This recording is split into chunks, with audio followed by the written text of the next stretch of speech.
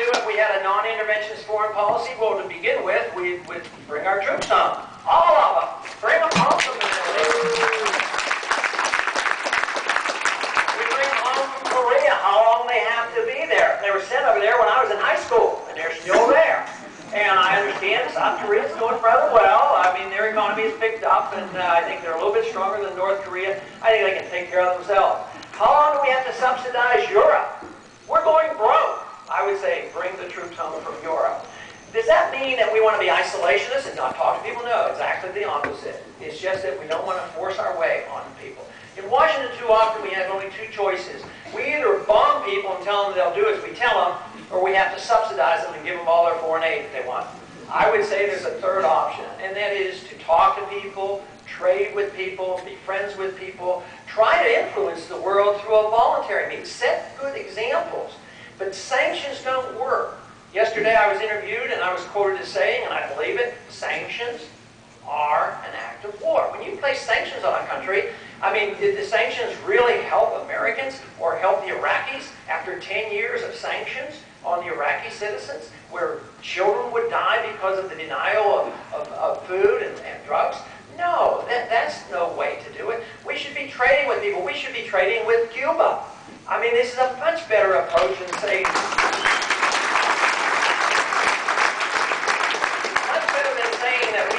intimidate people, but we do not have to be isolationists. That's a false charge when they say, oh, isolationism, we want to withdraw.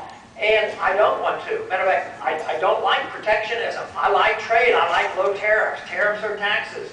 We want to trade with the world and talk with the world. And we want to talk to people. If Kennedy could talk to Khrushchev at the height of the Cold War and literally agree that, yes, the Soviets would take the missiles out of Cuba, and we would take the missiles out of Turkey, and guess what? We didn't have a nuclear war.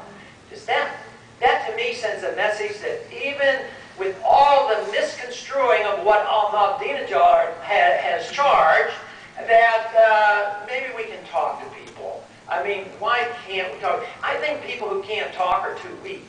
They do it from a sense of weakness.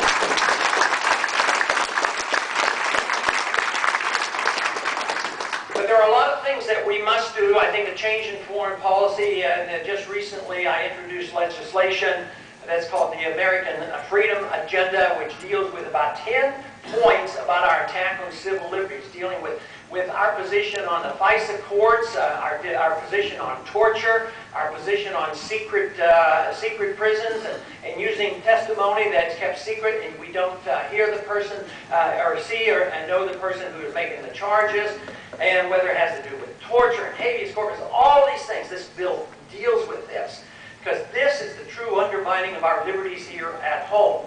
And it has been well said that in times of war, that we're more likely to lose our liberty. And there was one individual that wrote, Randolph Bourne wrote, war is the health of the state, and I believe that. And if you don't have a war, sometimes they want to generate the sensation of a war, even if it's a fictitious war. Like, how can you have war against a tactic, and how can it be perpetual? And that's what they're telling us about the war on terrorism, that we have to be prepared so that we as Americans sacrifice our liberties. And this is all connected to the monetary system and to our economic system, because if we don't change our ways and we don't change our attitude on foreign policy and monetary policy and economic policy, we are going to go broke. We're going to go broke not because our government won't send out the checks, but when the government sends out the checks, they won't buy anything anymore. And my proposal is not to attack those who are dependent on the government. Although theoretically I can make the case that it would be much better for individuals to be able to work hard and have an incentive, with the additional caveat by saying that if you work hard and you earn a good living, you ought to have the right to keep everything you earn, and that, of course, is why I oppose the income tax in its entirety.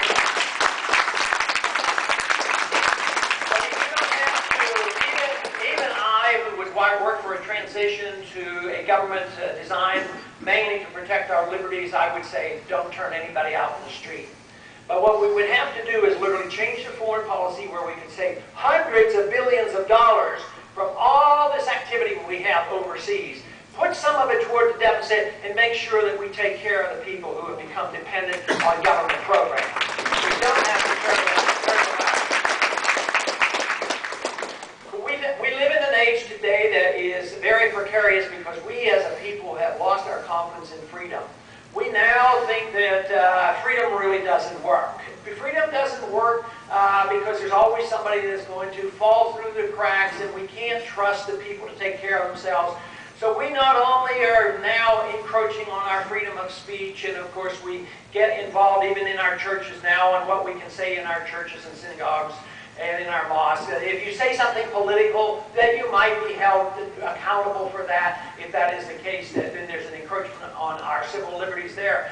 But I have never accepted the idea that governments ought to tell us exactly what we should do with our bodies. I don't think governments are good protectors in any way whatsoever.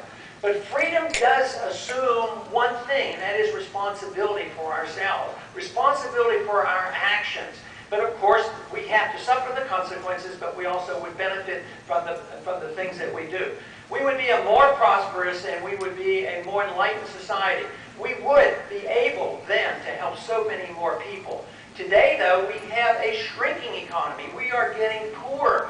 We have prosperity, but it's based on debt today. It's not based now on productivity. It's based on debt and borrowing, and depending on the fact that we think that people are going to take the dollar forever. So there's a fictitious element associated with this idea that we are so wealthy and so well-to-do. So we are now entering a precarious phase. We need confidence and an understanding of how freedom works. Now, the most magnificent thing that I have found out during this campaign has been how many young people have been very receptive to what I'm talking about. They don't like the idea that we're the policemen of the world. They don't like the idea that they might have to go fight because they know the Selective Service is still there and they may be drafted.